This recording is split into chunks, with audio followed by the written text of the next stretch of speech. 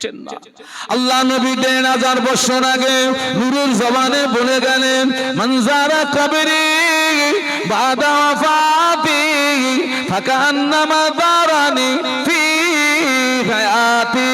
আল্লাহ নবী বললেন, আমি রাসূলুল্লাহ আমার ইন্তেকালের পরে আমার কবরটা যে জিয়ারত করলো, আমার মাজারটা যে জিয়ারত করলো, আমি আল্লাহ নবী বলছি ওই ব্যক্তিটা যেন আমার জীবিত অবস্থায় আমার সঙ্গে তার দিদার নসিব হলো। নবী পরে বললেন, মানজারা কবরি ওয়াজাবাত লাহু শাফাতি, মানজারা কবরি ওয়াজাবাত লাহু শাফাতি। আল্লাহ নবী বললেন, আমি রাসূলুল্লাহ আমার ইন্তেকালের পরে আমার কবরটা যে জিয়ারত করলো, আমার মাজারটা যে জিয়ারত করলো, আমি আল্লাহ নবী বলছি কিয়ামতের ময়দানে ওই ব্যক্তির জন্য সুপারিশ করাটা আমি রাসূলুল্লাহর পক্ষে ওয়াজিব হয়ে গেল। রহমাতুল্লাহ আলাইহি বলেছিলেন, ও আমার সঙ্গী সাথীরা, এই মদিনার জমিনে আমার নবীর রওজা মোবারক, এই মদিনার জমিনে আমার নবীর মাজার মুকাদ্দাস, আমি যখন ঘোড়ার পিঠে উঠে আমি যদি ঘোড়াটাকে মদিনার জমিনে ছুটিয়ে দিই, ঘোড়ার পায়ের আঘাতে মদিনার ধুলিবালি গুলো উঠতে শুরু করবে, মদিনার ধুলিবালি গুলো উঠতে শুরু করবে। এই মদিনার জমিনে আমার নবীর রওজা মুবারক, এই মদিনার জমিনে আমার নবীর মাজার মুকাদ্দাস, আমার ঘোড়ার পায়ের ওই ধুলিকণা একটা উড়ে আল্লাহর নবীর মাজার মুকাদ্দাস পর্যন্ত যদি পৌঁছে যায়, নবীর সঙ্গে বেয়াদবি হয়ে যাবে, আল্লাহ পাক নারাজ হয়ে যাবে। ও আমার সঙ্গী সাথীরা, যে মদিনার জমিনে আমার নবীর রওজা মুবারক, যে মদিনার জমিনে আমার নবীর মাজার মুকাদ্দাস, আমি ইমাম মালিক ওই মদিনার জমিনে ঘোড়ার পিঠে উঠতে পারবো না। একটু মহব্বত বলুন না, একটু আওয়াজ দিয়ে বলুন না। এটা আদব, এটা কি একটু বলুন বলুন। অধিকাংশ হাজীদের ভিতরে আদব নেই। ও টাকা খরচ করে কেউ যায় হজ করতে আর কেউ যায় মক্কা মদিনা ঘুরতে। তবে জেনে রেখে দিবি বাবা, সব হাজির হজ কবুল হয় না বাবা। হজ কবুলিয়াতের শর্ত হলো 3টি। কটা বলেছি? 1 নাম্বার টাকা হালাল হওয়া, নো নো নো। 1 নাম্বার নিয়ত আল্লাহর সন্তুষ্টির উদ্দেশ্য হওয়া। 2 নাম্বার শর্ত হলো টাকা হালাল হওয়া। 3 নাম্বার শর্ত হলো কারোর হক ফাঁকি না মারা। যত নবী রাসূল এসেছেন, নবীদের দ্বারাই যে অলৌকিক ঘটনাগুলো ঘটে তাকে বলে মুজিজা। কি বলে? মুজিজা। আর ওলিয়ে কামেলদের দ্বারাই যে অলৌকিক ঘটনাগুলো ঘটে তাকে বলে কারামাত। যিনি একজন আল্লাহ পাকের ওলিয়ে কামেল বান্দা, তানার জন্য কারামাত দেখানো শর্ত নয়, কিন্তু যিনি নবী হিসাবে দাবি করবেন তানার জন্য মুজিজা দেখানো শর্ত। আমার কথা বুঝতে পারছেন? যিনি ওলিয়ে কামেল তানার জন্য কারামাত দেখানো শর্ত নয়, কিন্তু যিনি নিজেকে নবী হিসাবে দাবি করবেন মুজিজা দেখানো শর্ত। আর আল্লাহ পাক নবীদেরকে মুজিজা দিয়েছেন এজন্য যাতে করে তিনি তার জাতের শত্রুদিগকে সহজে পরাস্ত করতে পারেন বা পর্যদস্ত করতে পারেন। তো আল্লাহ যে বললেন আমি একজন নবীকে আরেকজন নবীর উপরে প্রাধান্য দিয়েছি, শ্রেষ্ঠত্ব দিয়েছি, মর্যাদা দিয়েছি,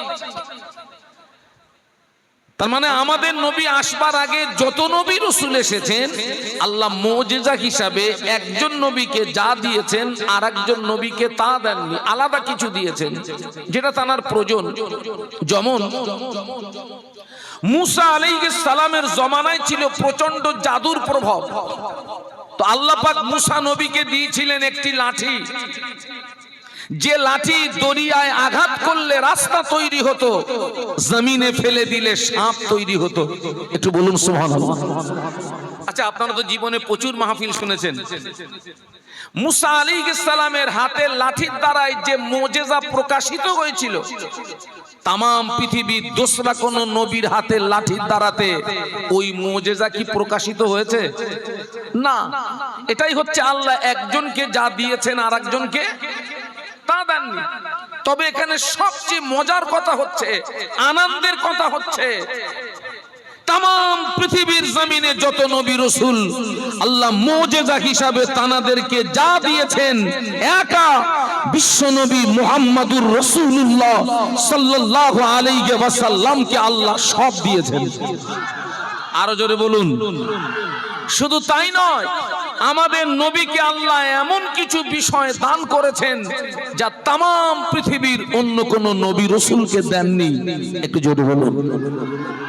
আপনারা ধৈর্যের পরিচয় দিলে আমি একটু একটু আগাবো। জানি না আমি যে আয়াতে শরীফা তেলাওয়াত করেছি আমি আমার আলোচনার মূল টার্গেটে পৌঁছাতে পারবো কিনা।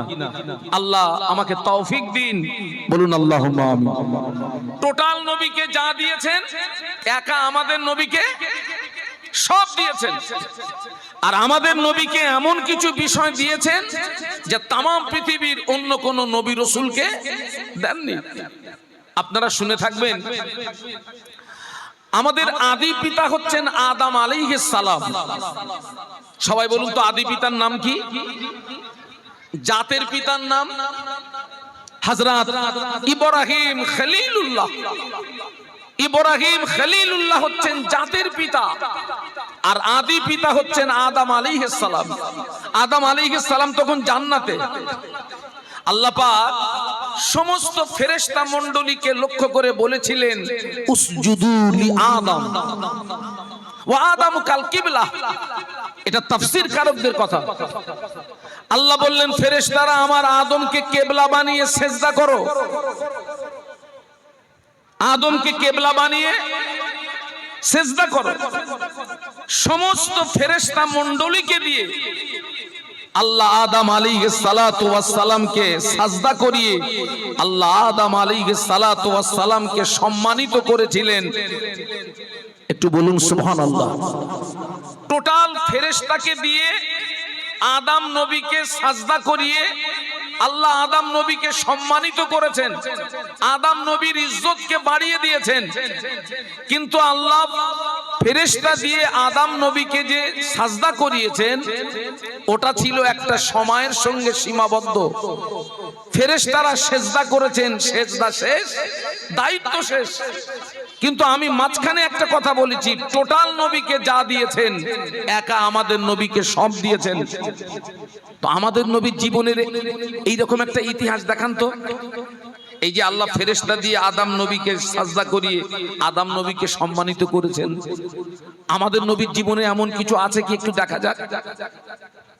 কোরআন শরীফে সূরা 22 পারা, আল্লাহ পাক 22 পারা আহজাবের ভিতরে, সূরা আহজাবের ভিতরে আল্লাহ বললেন, ইন্নাল্লাহা ওয়া মালাইকাতাহু ইউসাল্লুনা আলান নবী ইয়া আইয়ুহাল্লাযীনা আমানু সাল্লু আলাইহি ওয়া সাল্লিমু তাসলিমা। একটু বলুন আল্লাহু আকবার। জবান খুলে বলুন। ওর যদি বোঝেন তবে মজা আসবে। টোটাল ফেরেশতা দিয়ে আদম নবীকে সাজদা করিয়ে আদম নবীকে সম্মানিত করেছেন, আদম নবীর সম্মান বাড়িয়ে দিয়েছেন। কিন্তু সেটা ছিল সময়ের সঙ্গে সীমাবদ্ধ। আর আমি বলেছি আমাদের নবীর জীবনে এমন কিছু আছে কিনা। আহা, ইমাম ফখরুদ্দিন রাজি রহমাতুল্লাহ আলাইহি তানার লিখিত কিতাব, ওই কিতাবটার নাম হচ্ছে তাফসীরে কবির। কি নাম বলেছি? তাফসীরে কবির। হুজুর সুন্দর জবাব দিয়েছেন। তার ভিতরে এক নাম্বার জবাব, এই কোরআনের যে আয়াতে শরীফাটা তেলাওয়াত করলাম, হুজুররা স্টেজে আসলে বক্তব্য শুরু করার আগে কোরআনের এই আয়াত তেলাওয়াত করে না করে না? একটু কথা বলুন। প্রত্যেকটা হুজুর এই কোরআনের এই আয়াতটা তেলাওয়াত করে। আজ পর্যন্ত আপনারা কেউ জিজ্ঞাসা করেছেন হুজুর, যে হুজুর আসুক স্টেজে, ইমাম সাহেব হোক, মুফতি সাহেব হোক, দরবেশ সাহেব হোক, আর সুফি সাহেব হোক, আর পীর সাহেব হোক, কোরআনের এই আয়াত শরীফাটা তেলাওয়াত করে কেন? এর মানে কি? ওই আয়াত শরীফার মানে হলো নিশ্চয়ই আল্লাহ পাক স্বয়ং আমাদের নবীর উপরে দরুদের নজরানা প্রেরণ করে। একটু মহব্বতে বলুন না। স্বয়ং কে? স্বয়ং আল্লাহ। শুধু তাই নয়, ওয়া মালাইকাতুহু ইউসাল্লুনা, যদি শাব্দিক অর্থের দিকে তাকানো হয়, এবং ফেরেশতারাও আমাদের নবীর উপরে দরুদ পড়ে। সুবহানাল্লাহ। এই যে আল্লাহ যে আমাদের নবীর উপরে দরুদের নজরানা প্রেরণ করেন, ফেরেশতারা নবীর উপরে দরুদ পড়ে, এটা কোনো সময়ের সঙ্গে সীমাবদ্ধ নয়। আর ফেরেশতা দিয়ে আদম নবীকে সাজদা করিয়ে আদম নবীকে সম্মানিত করেছেন, ওটা ছিল সময়ের সঙ্গে সীমাবদ্ধ। কিন্তু আল্লাহ আমাদের নবীর উপরে দরুদের নজরানা প্রেরণ করেন, ফেরেশতারা নবীর উপরে দরুদ পড়ে, এটা কোনো সময়ের সঙ্গে সীমাবদ্ধ নয়। এই যে ফেরেশতারা নবীর উপরে দরুদ পড়ে, প্রতিদিন সকালবেলা মিশকাত শরীফের রিওয়ায়েতে এসেছে, প্রতিদিন সকালবেলা আল্লাহ ৭০,০০০ ফেরেশতা নাজিল করেন। ওই ৭০,০০০ ফেরেশতা আল্লাহ রাসূল সাল্লাল্লাহু আলাইহি ওয়াসাল্লামের মাজার মুকাদ্দাসের চারিপাশে ঘিরে দাঁড়িয়ে তাদের নূরের দানাগুলো মেলে দিয়ে আমাদের নবীর উপরে দরুদ পড়ে। একটু জোরে বলুন। এই ফেরেশতাদের সময় হচ্ছে সকাল থেকে সন্ধ্যা। সন্ধ্যাবেলায় ফেরেশতারা চলে যান, আল্লাহ আবার নতুন ৭০,০০০ ফেরেশতা পাঠান, তাদের সময় হচ্ছে সন্ধ্যা থেকে সকাল। আবার ওই ৭০,০০০ ফেরেশতা চলে যাবেন, আল্লাহ আবার নতুন ৭০,০০০ ফেরেশতা পাঠাবেন। তার মানে ফেরেশতা যতদিন থাকবে ততদিন আমাদের নবীর উপরে দরুদ পড়তেই থাকবে। মহব্বতে বলতে পারলেন না? অঙ্ক বলুন, আদম নবীর সম্মান বেশি না আমাদের নবীর? আমাদের নবীর সম্মান বেশি। ফেরেশতা যতদিন থাকবে ততদিন আমাদের নবীর উপরে দরুদ পড়তেই থাকবে। আমি আপনাদেরকে বলছি, পারলে প্রত্যেক দিন বিশ্ব নবীর শানে কমপক্ষে ১০০ বার করে দরুদ শরীফ পড়বেন। রাসূল বলেছেন, পৃথিবীর জমিনে যারা যত বেশি আমার শানে মুহাব্বতের দরুদ পড়বে, কিয়ামতের ময়দানে ওই ব্যক্তি তত আমার কাছাকাছি জায়গা পাবে। একটু বলুন সুবহানাল্লাহ। আল্লাহ আমাকে ৩ বার মক্কা শরীফ, মদিনা শরীফে নিয়ে গেছেন। আল্লাহু আকবার। আল্লাহ রাসূল সাল্লাল্লাহু আলাইহি ওয়াসাল্লামের মাজার মুকাদ্দাস জিয়ারত করতে গিয়ে দেখি, আল্লাহ রাসূল সাল্লাল্লাহু আলাইহি ওয়াসাল্লামের মাজার মুকাদ্দাস জিয়ারত করতে গিয়ে দেখি, ঠিক রাসূল সাল্লাল্লাহু আলাইহি ওয়াসাল্লামের মাজার মুকাদ্দাসের সোজাসুজি সোনালী অক্ষরে কোরআন শরীফের অনেক আয়াত শরীফা লেখা আছে। কিন্তু লেখাগুলো এতটা জড়ানো, এতটা পেঁচানো, সাধারণ মানুষ যারা কোরআন পড়তে পারেন ওনারা ওটাকে উদ্ধার করতে পারবেন না। ভালো হয় হাফেজ হলে, আরো ভালো হয় ভালো আলেম হলে।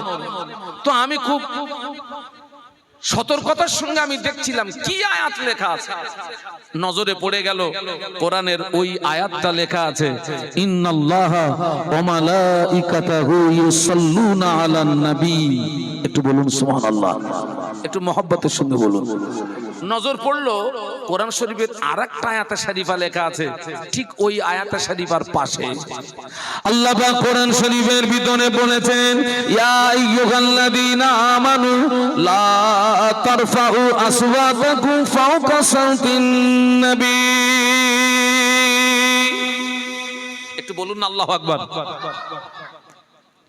এই আয়াত শরীফার শানে নুজুল, আরবিতে বলা হয় শানে নুজুল, আর বাংলায় বলা হয় প্রেক্ষাপট। কোন প্রেক্ষাপটে এই আয়াত শরীফা নাজিল হয়েছিল? সাহাবীরা আল্লাহ রাসূলের সঙ্গে কথা বলছিলেন, সাহাবীরা আল্লাহ রাসূল সাল্লাল্লাহু আলাইহি ওয়াসাল্লামের সঙ্গে কথা বলছিলেন। হঠাৎ একজন সাহাবীর কথার আওয়াজ বিশ্ব নবীর কথার আওয়াজের চেয়ে একটু উঁচু হয়ে গেছে। কি হয়ে গেছে বাবা? বলুন বলুন, কার কথার আওয়াজের চেয়ে উঁচু হয়ে গেছে?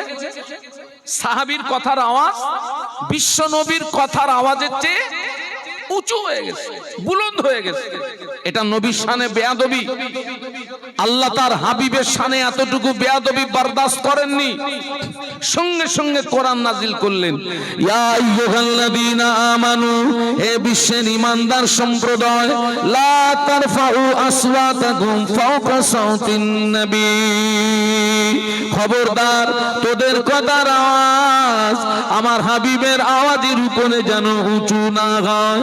তোদের আওয়াজ আমার হাবিবের আওয়াজের উপরে যদি উঁচু হয়ে যায়, আনতাবাতা আমালুকুম, আমি আল্লাহ পাক তোদের জীবনের আমল বরবাদ করে দেব। ওয়া আনতুম লা তাশউরুন, আমি আল্লাহ পাক তোদের জীবনের ইবাদত কি করে বরবাদ করব কিছুই বুঝতে পারবি না। আমার মনে প্রশ্ন জাগলো, এই আয়াতে শরীফা এখানে লেখা কেন?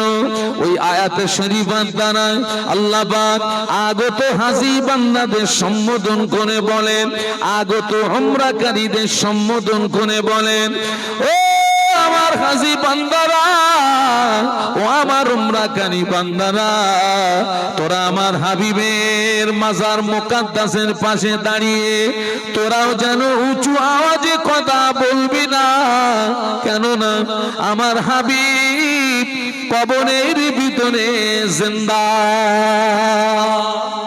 একটু মহব্বতে বলতে পারলেন না? আমাদের নবী কবরে জিন্দা না মুর্দা? আরো আওয়াজ দিয়ে বলুন। শুধু জিন্দা নয়, বিশ্ব নবী কবরের ভিতরে আযান এবং আকামাতের সঙ্গে নামাজ আদায় করে। শুধু জিন্দা নয়, আল্লাহর নবী মাজার মুকাদ্দাসের ভিতরে আযান এবং আকামাতের সঙ্গে নামাজ আদায় করে। সেই নবীর উম্মত আমরা। কিন্তু দুঃখ এবং আফসোস, যারা হজ পাকে যান, উমরাতে যান, অধিকাংশ মানুষ মক্কা মদিনার আদব বজায় রাখেন না। অনেকে হজ করে বেগুনা মাসুম হয়ে বাড়ি আসে, অনেকে উমরা করে বেগুনা মাসুম হয়ে বাড়ি আসে, আর আমার দৃষ্টিতে আবার অনেকে হজ করে উমরা করে গুনার পাহাড় নিয়ে বাড়ি আসে। আপনি বলবেন হুজুর কি করে? একটু আগে যে কথা বললাম, মক্কা শরীফ মদিনা শরীফের আদব আছে না নেই? আছে না? অধিকাংশ হাজিরা, অধিকাংশ ওমরাকারীরা মক্কা মদিনার আদব বজায় রাখেন না। আমি নিজে চোখে দেখা, স্বামী স্ত্রী হজ পাকে গেছে, কাবা তোয়াফ করতে করতে একে অপরের ঘাড়ে হাত দিয়ে সেলফি তুলছে, সেলফি তুলছে, কাবার পাশে দাঁড়িয়ে সেলফি তুলছে। করা যাবে? সাধারণ বিবেক দিয়ে কি বলে? কাবা শরীফের আদব আছে না নাই? আরে মিয়ারা কথা বলেন না কেন? আছে না নাই? কি সর্বনাশ করছেন আপনি? মক্কা শরীফ মদিনা শরীফের আদব কারা বজায় রেখেছিলেন? চার ইমামের এক ইমাম, ইমাম মালিক রহমাতুল্লাহ আলাইহি। কি নাম বলেছি? ইমাম মালিক রহমাতুল্লাহ। ইমাম মালিক রহমাতুল্লাহ আলাইহি হজ পাকে যাবেন। ইমাম মালিক রহমাতুল্লাহ আলাইহির জমানায় প্লেন ছিল না, জলজাহাজ ছিল না। উনি হজ পাকে গেছিলেন ঘোড়ার পিঠে সওয়ার হয়ে। বাবা, যারা জলজাহাজে হজে গিয়েছেন, ওই ছিল আদি হজ। ওই যে আব্বা কি দাদা কি চাচাকে জাহাজে তুলে দিলাম, ও আব্বা চাচা দাদা জীবিত আছে না মৃত আছে এ খবর ছিল না। আর এখন বাড়ির থেকে এয়ারপোর্ট পর্যন্ত যাচ্ছে, গিয়ে ফোন করছে, হ্যালো এয়ারপোর্টে এসে গেছি। প্লেনে উঠে সেলফি তুলে বাড়ি পাঠাচ্ছে, হ্যালো প্লেনে বসে গেছি। আবার ওখান থেকে জেদ্দায় নেমে ফোন করছে, হ্যালো জেদ্দায় নেমে গেছি। আবার কাবায় গিয়ে সেলফি তুলে বাড়ি পাঠাচ্ছে, কি কামাই ধুনতেছি দেখ। আহা, আল্লাহ ওদেরকে হেদায়েত দিন, বলুন আল্লাহুম্মা আমিন। মুজাদ্দেদে জামানের জীবনের হজ ছিল 1330 সাল। কত সাল বললাম? ওই 1330 সালে হুজুরের সঙ্গী ছিলেন আল্লামা রুহুল আমিন রহমাতুল্লাহ আলাইহি, সঙ্গী ছিলেন মুজাদ্দেদে জামানের বড় সাহেবজাদা, এবং স্বয়ং সৌদি বাদশাহ এনাদেরকে রাসূল সাল্লামের মাজার মুকাদ্দাসের গ্রাউন্ডের ভিতরে একটা রাত থাকার সুযোগ করে দিয়েছিলেন। একটু মহব্বতে বলা গেল না, একটু আওয়াজ দিয়ে বলা গেল না। ইমাম মালিক রহমাতুল্লাহ আলাইহি মক্কা মদিনার আদব বজায় রেখেছেন। দেখুন ইমাম মালিক রহমাতুল্লাহ আলাইহি হজ পাকে রওনা হলেন, ঘোড়ার পিঠে সওয়ার হলেন, সঙ্গী সাথীরা ঘোড়ার পিঠে সওয়ার হয়েছেন, মক্কা শরীফে চলে গেলেন। ও আমার ভাইরা, হজ হয় মক্কাতে, মদিনাতে হজের কোন রকম নাই। ইমাম মালিক রহমাতুল্লাহ আলাইহি কাবা তওয়াফ করলেন, মাকামে ইব্রাহিমের নামাজ পড়লেন, সাফা মারওয়া সাই করলেন, মিনা মুজদালিফা আরাফাত অবস্থান করলেন। কিন্তু ইমাম মালিক রহমাতুল্লাহ আলাইহি মক্কার জমিনে পায় জুতো দিতেন না। একটু সুবহানাল্লাহ বলুন। কোথায় পায়ে জুতো দিতেন না? না মক্কা না মদিনা, টোটাল মক্কা মদিনায় পায়ে জুতো দিতেন না। এখানে হাজী সাহেব কারা আছেন একটু হাত তুলে দেখান তো। মক্কা শরীফ মদিনা শরীফ তো পাথর এলাকা, সূর্যের তাপ যখন বেশি হয় পাথর গরম হয়। আমি একটু টেস্ট করেছিলাম যে ইমাম মালিক তো খালি পায়ে হেঁটেছিলেন, আমি তো হজে এসে একটু খালি পায়ে হাঁটি না, শুধু জুতোর থেকে পাটা খুলে জমিনে দিয়েছি। ওই তাবা যেরকম আগুনে রেখে রুটি দিলে স্যাঁক করে ওঠে, বাবা পারবো না। ও বাবা, কি আদব করেছিলেন মক্কা শরীফ মদিনা শরীফে। মক্কা শরীফ মদিনা শরীফের জমিনে ইমাম মালিক রহমাতুল্লাহ আলাইহি পায়ে জুতো দিতেন না। কথাটা বলতে গিয়ে আরেকটা কথা মনে পড়ে গেল। মুজাদ্দিদুজ জামানের প্রধানতম খলিফা আল্লামা রুহুল আমিন রহমাতুল্লাহ আলাইহি ফুরফুরা শরীফে যখন পীরের দরবারে যেতেন, মুজাদ্দিদুস সম্মানার্থে ফুরফুরার জমিনে পায়ে জুতো দিতেন না। একটু মহব্বতে বলা যায় না? ভাই আপনি কিন্তু খুব ডিস্টার্ব করছেন ভাই। হ্যালো, আপনি যা করবেন একবার করে নেন ভাই। আপনার চেয়ে আমার আমি যে মানে শ্রোতাদের চেহারা দেখতে পাচ্ছি না ভাই। দুরূদ শরীফ আল্লাহুম্মা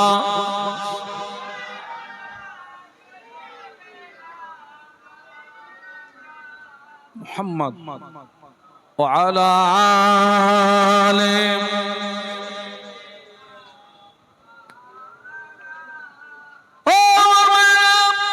ইমাম মালিক রহমাতুল্লাহ আলাইহি মক্কা শরীফে ঘোড়ার পিঠে উঠেছেন, ঘুরেছেন, কিন্তু পায়ে জুতো দেন না। মদিনা শরীফে পায়ে জুতো দিতেন না। ভক্ত মুরিদিরা চেয়ে দেখে, ভক্ত মুরিদেরা চেয়ে দেখে হুজুরের পায়ের নিচে পুড়ে গেল, ফসা পড়ে দাদ্দার কোণে রক্ত বার হয়। সাথী সঙ্গীরা জিজ্ঞাসা করেন, হুজুর আপনি মক্কা শরীফ মদিনা শরীফের জমিনে আপনি কেন পায়ে জুতো দিচ্ছেন না? আপনার পায়ের নিচে পুড়ে গিয়ে ফসা পড়ে দাদ্দার কোণে রক্ত বার হয়। ইমাম মালিক রহমাতুল্লাহ আলাইহি বলেছিলেন, ও আমার সঙ্গী সাথীরা, এই মক্কা মদিনার জমিনে আমার নবী কত হাঁটাহাঁটি করেছেন, আমার নবী কত চলাফেরা করেছেন। আমার নবীর পায়ের নকশা, আমার নবীর পায়ের ছাপ কোথায় পড়ে আছে আমি ইমাম মালিক জানি না। আমি যদি জুতো পায়ে দিয়ে হাঁটি, আমার জুতোটা যদি বিশ্ব নবীর নকশে কদমের উপরে পড়ে যায়, নবীর সঙ্গে বেয়াদবি হয়ে যাবে, আল্লাহ নারাজ হবে, নবী অসন্তুষ্ট হবে। না না না, যে মক্কা মদিনার জমিনে আমার নবী চলাফেরা করেছেন, আমার পা দুটো যদি অকেজ হয়ে যায়, তথাপি আমি মক্কা মদিনার জমিনে জুতো পায়ে দিতে পারবো না। একটু মোহাব্বতে বল না বাবা। কি আদব! সেই আদব আমাদের ভিতরে নেই। রসুলের আদর্শ হচ্ছে বড়রা ছোটদেরকে স্নেহ করবে আর ছোটরা বড়দেরকে কি করবে? সম্মান করবে। বড়রা ছোটদের কি করবে? সম্মান করবে। আসে সে আর কথা বলে না। এখন ছোটরা আমাদের আর সম্মান করে, আর আগে আলেম ওলামা গ্রামে আসলে সবাই সমীহ করত। এখন ছোটরা বলতেছে দূর হুজুর, কোথাকার হুজুর? নবীর আদর্শ উঠে গেছে।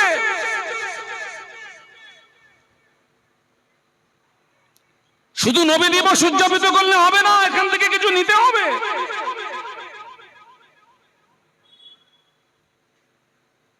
নবীর আদর্শ উঠে গেছে, সুন্নাত উঠে গেছে। আল্লাহ নবী ১৫০০ বছর আগে নূরের জমানে বলে গেলেন, মান তামাসসাকা বিসুন্নতি ইন্না ফাসাদি উম্মতি ফালাহু আজরু মিআতি শাহীদ। আল্লাহ নবী বললেন, আখিরি জামানায় আমি রাসূলুল্লাহ আমার যে সমস্ত সুন্নাতগুলো বিলুপ্ত হয়ে যাবে, আখিরি জামানায় আমি রাসূলুল্লাহ আমার যে সমস্ত সুন্নাতগুলো হারিয়ে যাবে, আমার কোন উম্মতি ওই রকম একটা হারিয়ে যাওয়া সুন্নাতের উপরে যদি আমল করতে পারে, ওই রকম একটা হারিয়ে যাওয়া সুন্নাতকে যদি জিন্দা করতে পারে, আল্লাহ পাক ওই ব্যক্তির নামায় আমলে আমার আল্লাহ ১০০ শহীদের সওয়াব দিয়ে দেবে। একটু মহব্বতে বলেন না। সালাম দেওয়া কি? সালাম দেওয়া সবাই মিলে বলুন সুন্নাত। জবাব দেওয়া, ছোটদেরকে বড়রা সালাম দেবেন, এই সুন্নাতটা হারিয়ে যাচ্ছে সমাজ থেকে। বড়রা ছোটদেরকে সালাম দেবেন, স্ত্রীকে সালাম দেবেন, ছেলেকে সালাম দেবেন, মেয়েকে সালাম দেবেন। এই সুন্নাত সমাজ থেকে হারিয়ে গেছে। আমরা বাড়িতে গিয়ে সালাম দিই না। অনেকে বলে বাড়ি সালাম দিলে তো বিবির ওয়েট বেড়ে যাবে। তো কি মানুষ না? আপনি ঘরে প্রবেশ করে সালাম দিচ্ছেন, আসসালামু আলাইকুম। কি বললেন আপনি? হে গৃহবাসী, তোমাদের উপরে আল্লাহ পাকের রহমত বর্ষিত হোক। সুবহানাল্লাহ বলুন। তারা আপনাকে উত্তর দেবে ওয়া আলাইকুমুস সালাম। আপনি যা বললেন সেটা আপনাকে ফিরিয়ে দিল, আপনার উপরেও আল্লাহ পাকের রহমত বর্ষিত হোক। একটু বলুন না সুবহানাল্লাহ। আজকে সালাম উঠে গেছে, নবীর আদর্শ উঠে গেছে। আল্লাহ আমাদেরকে হেদায়েত দেন, বলুন আল্লাহুম্মা আমিন। কোন কথা বলতে এই পর্যন্ত এসেছি, অজ্ঞান হারিয়ে ফেলবেন না। টোটাল নবীকে যা দিয়েছেন, একা আমাদের নবীকে সব দিয়েছেন। বলতে বলতে আমি এই পর্যন্ত এসেছি। ইমাম মালিক রহমাতুল্লাহ আলাইহি মক্কা মদিনার জমিনে জুতো পায় দিতেন না, কিন্তু মক্কাতে যতদিন ছিলেন ঘোড়ার পিঠে উঠেছেন, ঘুরেছেন, উঠেছেন, ঘুরেছেন। কিন্তু মক্কা থেকে যখন মদিনাতে যাচ্ছেন, মদিনার বর্ডারে যেই এসছেন, ঘোড়ার পিঠ থেকে নেমে পড়লেন, পায়ে জুতোও নেই, ঘোড়ার পিঠেও উঠছেন না। ঘোড়ার রশিটাকে ধরে খালি হাতে আর খালি পায়ে রাসূল পাক সাল্লাল্লাহু আলাইহি ওয়াসাল্লামের মাজার মুকাদ্দাসের দিকে এগিয়ে চলেছেন। মক্কাতে কি ছিল? পায়ে জুতো ছিল না, কিন্তু ঘোড়ার পিঠে সাওয়ার হয়েছিলেন। কিন্তু মদিনাতে পায়ে জুতোও নেই এবং ঘোড়ার পিঠে উঠছেন না। আল্লাহ নবী ১৫০০ বছর আগে নূরের জবানে বলে গেলেন, মানজারা কবরি বাদা ওয়াফাতি ফাকান্নামা দারানি ফি হায়াতি। আল্লাহ নবী বললেন, আমি রাসূলুল্লাহ আমার ইন্তেকালের পরে আমার কবরটা যে জিয়ারত করলো, আমার মাজারটা যে জিয়ারত করলো, আমি আল্লাহ নবী বলছি ওই ব্যক্তিটা যেন আমার জীবিত অবস্থায় আমার সঙ্গে তার দিদার নসিব হলো। জোরে বলতে পারলেন না, মহব্বতে বলতে পারলেন না। তাকবীর দেন তো, নারায়ে তাকবীর। জোরে বলেন তো, নারায়ে তাকবীর। আল্লাহ নবী পরে বললেন, মান যারা কবরি ওয়াজাবাত লাহু শাফাতি, মান যারা কবরি ওয়াজাবাত লাহু শাফাতি। আল্লাহ নবী বললেন আমি রাসূলুল্লাহ আমার ইন্তেকালের পরে আমার কবরটা যে জিয়ারত করলো, আমার মাজারটা যে জিয়ারত করলো, আমি আল্লাহ নবী বলছে কিয়ামতের ময়দানে ওই ব্যক্তির জন্য সুপারিশ করাটা আমি রাসূলুল্লাহর পক্ষে ওয়াজিব হয়ে গেল। আমাদের ছেলেরা তো বছরে দিঘায় যায়। কোথায় যায়? কথা বলে না। দিঘা। আমি ওদেরকে বলেছি ওই দিঘার পয়সাগুলো গুছিয়ে গুছিয়ে রাখ, গুছিয়ে গুছিয়ে রাখ। ওই দিঘার পয়সাগুলো গুছিয়ে গুছিয়ে রাখ। পারলে একটু ওমরায় যা, ওমরায় যা, ওমরায় যা। একটু মক্কা শরীফে যা, একটু মদিনা শরীফে যা। মক্কা শরীফে আছে খানায় কাবা, মদিনা শরীফে আছে কাবার কাবা। একটু জোরে বলুন। আমাদের নবী হচ্ছেন কাবার কাবার কাবা। আল্লাহ রসুল যেদিন মক্কা থেকে মদিনায় হিজরত করেছিলেন ওই দিনটা ছিল দুঃখের দিন, কষ্টের দিন। কিন্তু রাসূলুল্লাহ মদিনা থেকে যেদিন মক্কা জয় করে যেদিন মক্কায় ফিরে এসেছিলেন সাহাবীদের নিয়ে, ওই দিন ছিল আনন্দের দিন, খুশির দিন। আল্লাহর নবী ওই আনন্দের দিনে হাফসি বেলালকে ডেকে বললেন, বেলাল আজকের আমাদের আনন্দের দিন, বেলাল তুমি একটু আজান দাও না। ইয়া রাসূলুল্লাহ আমি কোথায় আজান দেব?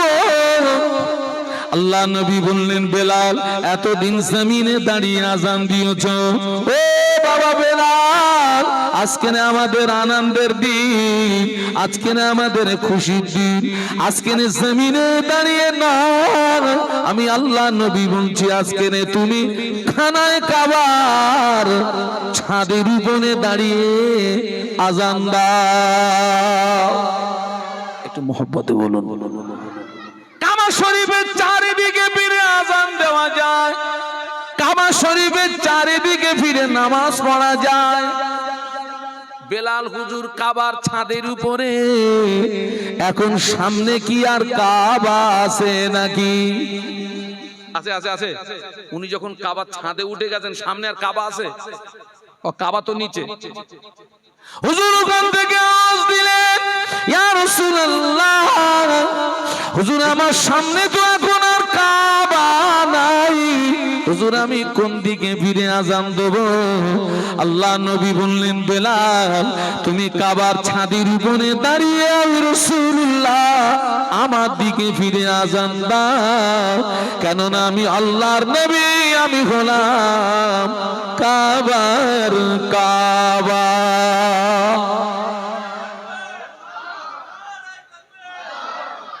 ছেলেরা দীঘায় যাসনি, একটু মক্কা শরীফ যা, একটু মদিনা শরীফ যা। তাই বলে যেন আমার কথাটাকে আবার অপব্যাখ্যা করেন না।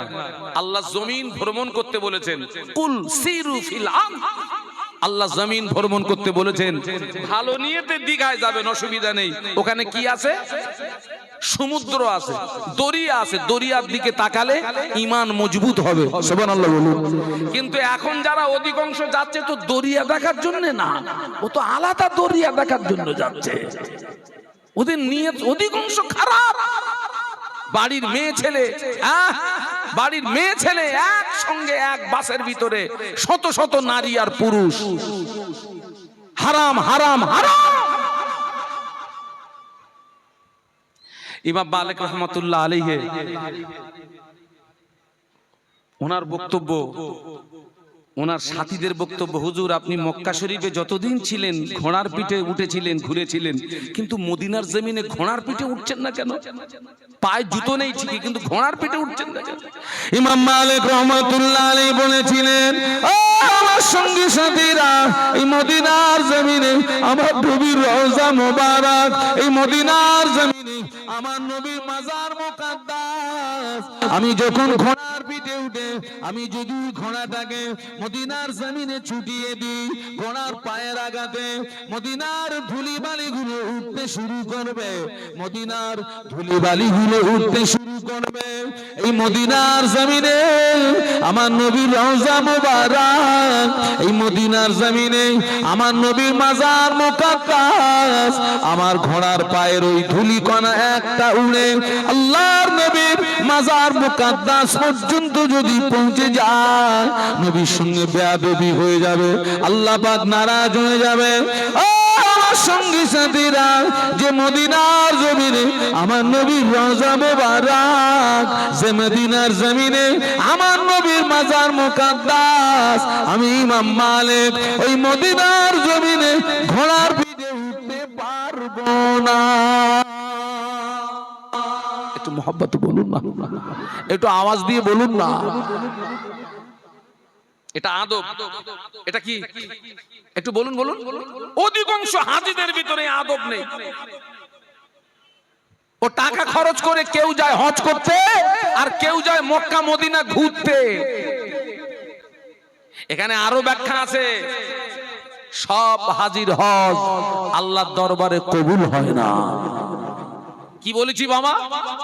সব হাজির হজ আল্লাহর দরবারে কবুল হয় না। আপনি বলবেন হুজুর কার হজ কবুল হচ্ছে না হচ্ছে তাও আপনি জানেন? দলিল দিয়ে দিচ্ছি বাবা, আমি দলিল দিয়ে দিচ্ছি। চলুন তার আগে একটু মদিনা থেকে ঘুরে আসি। দরুদ শরীফ আল্লাহুম্মা। এতগুলো মানুষ,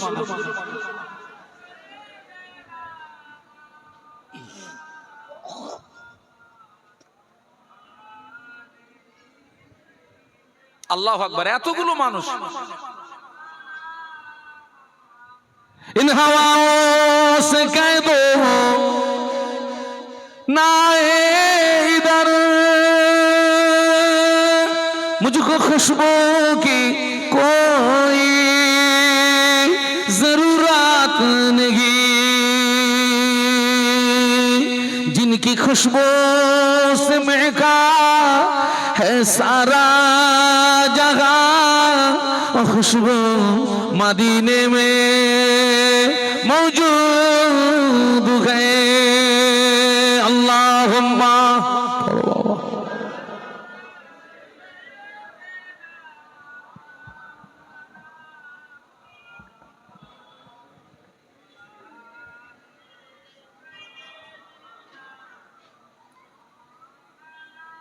সবাই একটু জবান খুলে বলুন আল্লাহু আকবার।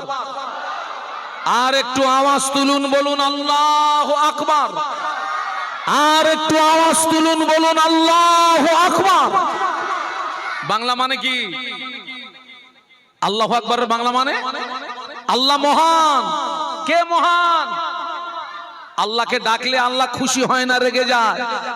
আল্লাহ কোরআনে বলেছেন উদউনি আস্তাজিব লাকুম, বান্দা তুই আমাকে ডাক, আমি আল্লাহ তোর ডাকে সাড়া দিয়ে থাকি। একটু বলুন সুবহানাল্লাহ। ছেলেরা যুবকেরা মক্কা মদিনায় যেতে বলেছি, তবে জেনে রেখে দিবি বাবা, সব হাজির হজ কবুল হয় না বাবা। হজ কবুলিয়াতের শর্ত হলো তিনটি। কটা বলেছি? এক নাম্বার টাকা হালাল হওয়া, নো নো নো। এক নাম্বার নিয়ত আল্লাহর সন্তুষ্টির উদ্দেশ্য হওয়া, দুই নাম্বার শর্ত হলো টাকা হালাল হওয়া, তিন নাম্বার শর্ত হলো কারোর হক ফাঁকি না মারা। কটা হলো? আর একবার বলছি। এক নাম্বার শর্ত হলো নিয়ত আল্লাহর সন্তুষ্টির উদ্দেশ্য হওয়া, দুই নাম্বার শর্ত হলো টাকাটা হালাল হওয়া, তিন নাম্বার শর্ত হলো কারোর হক ফাঁকি না মারা।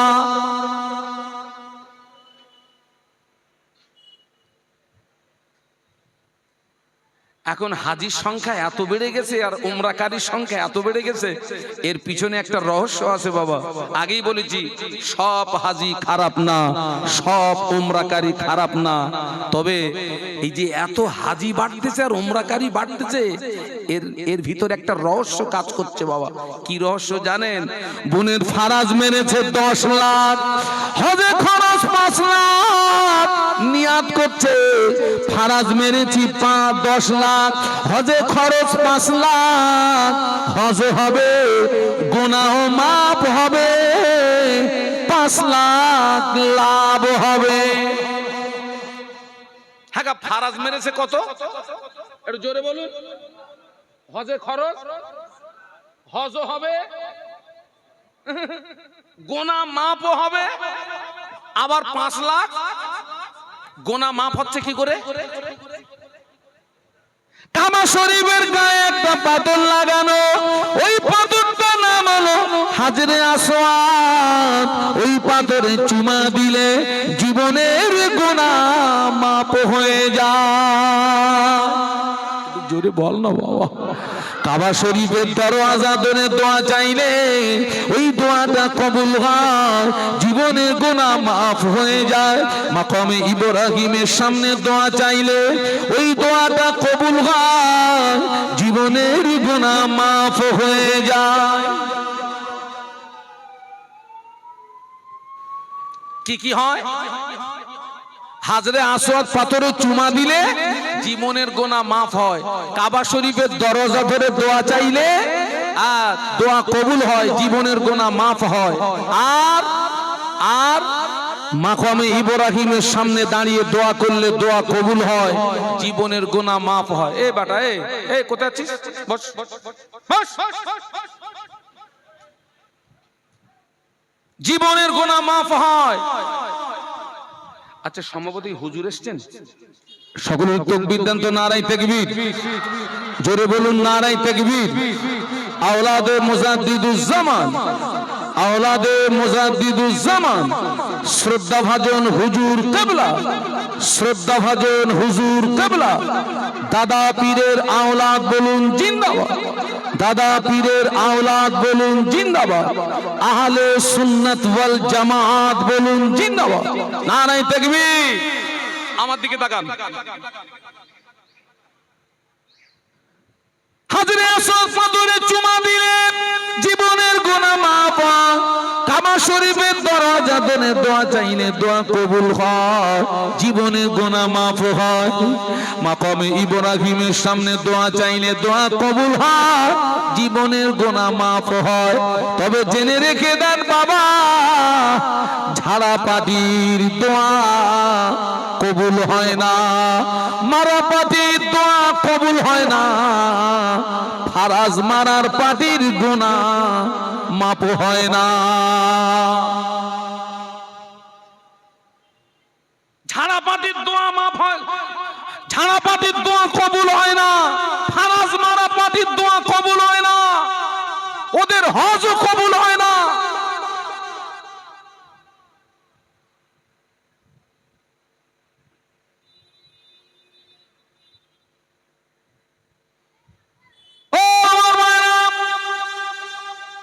ওই ব্যক্তি যদি হাজরে আসওয়াদ পাথরে চুমা দিয়ে পাথরটাকে যদি পুরো তুলেও আনে, হক মারার গুনাহ মাপ হবে না। কাবা শরীফের দরওয়াজা ধরে যদি কিয়ামত পর্যন্ত দোয়া চান, বাবা ফারাজ মারার গুনাহ মাপ হবে না। মাকামে ইব্রাহিমের সামনে কিয়ামত পর্যন্ত যদি দাঁড়িয়ে দাঁড়িয়ে কাঁদে, ফারাজ মারার গুনাহ মাপ হবে না। কথা বুঝতে পারছেন না? অন্যায় করেছিস কার কাছে আর কান্তিছিস কার কাছে? এ মাওলানা সাহেব আমার চেয়ে হিষ্টপুষ্ট আছে, এখন যদি ধারাম করে আমাকে একটা মেরে দেয়, আচমকা মেরে দিয়ে খানায় কাবায় গিয়ে কাঁদতেছে, আল্লাহ শাহাদুর আলমের মেরে এসেছি, ক্ষমা করে দাও। ক্ষমা হবে? তুই মেরেছিস কারে আর ক্ষমা চাচ্ছিস কার কাছে?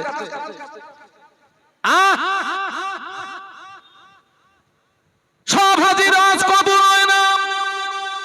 প্রতিটা হাজিকে মিনার ময়দানে 3টে জায়গায় পাথর মারতে হয়।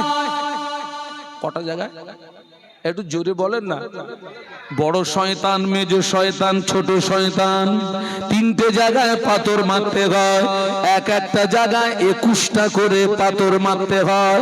21টা মানে 3 21 63, 3 21 63 লক্ষ লক্ষ হাজি পাথর মারে। হজের পিরিয়ডে ওই পাথর তোলার অনুমতি নাই। হজের পিরিয়ডে হাজিদের মারা পাথর সরিয়ে নিয়ে যাওয়ার অনুমতি নাই। পাথর যদি তোলা না হয়, পাথর যদি সরানো না হয়, ওখানে তো পাথরের পাহাড় হয়ে যাওয়ার কথা, ওখানে তো পাথরের টিলা হয়ে যাওয়ার কথা। চামড়ার চোখে দেখে এসেছি ওখানে পাথরের পাহাড় নাই, ওখানে পাথরের টিলা নাই। মনে প্রশ্ন জাগলো, আল্লাহ এত পাথর গেল কোথায়? মনে প্রশ্ন জাগলো, আল্লাহ এত পাথর গেল কোথায়? মুজাদ্দিদুজ্জামানের প্রধানতম খলিফা আল্লামা রুহুল আমিন রাহমাতুল্লাহ আলাইহির কিতাব খুলে দেখি, হুজুর একটা কিতাব লিখেছেন, ওই কিতাবের নাম হাজ্জে মাসাইল। হাজ্জে মাসাইল, হাজ্জে মাসাইল কিতাব খুলে দেখি, কিতাবের ভিতরে লেখা যে হাজির হজ আল্লাহ পাকের দরবারে কবুল হয়ে যায়, হাজির মারা পাথরগুলো আল্লাহর ফেরেশতারা নিয়ে চলে যায়। আরো জোরে বলুন, আরো জোরে বলুন। যে হাজির হজ কবুল হয় না, ওর পাথরটা ওখানে পড়ে থাকে। যার হজ কবুল হয় না, ওর পাথরটা ওখানে পড়ে থাকে। আমি পাথর মারতে গিয়ে দেখি কত পাথর পড়ে রয়েছে বাবা। আমার তখন মনে হচ্ছিল, আল্লাহ এই পাথরগুলো মনে হয় ঝাড়াপাতির পাথর, এই পাথরগুলো মনে হয় মারাপাতির পাথর। কত পাথর সেখানে পড়ে রয়েছে। আসছেন হুজুর, আসছেন। সকলে তাকবীর দেন, নারায়ে তাকবীর। জোরে বলুন নারায়ে তাকবীর। আওলাদে মুজাদ্দিদুজ্জামান, আওলাদে মুজাদ্দিদুজ্জামান, শ্রদ্ধাভাজন হুজুর কিবলা, শ্রদ্ধাভাজন হুজুর কিবলা। নারায়ে তাকবীর, নারায়ে তাকবীর।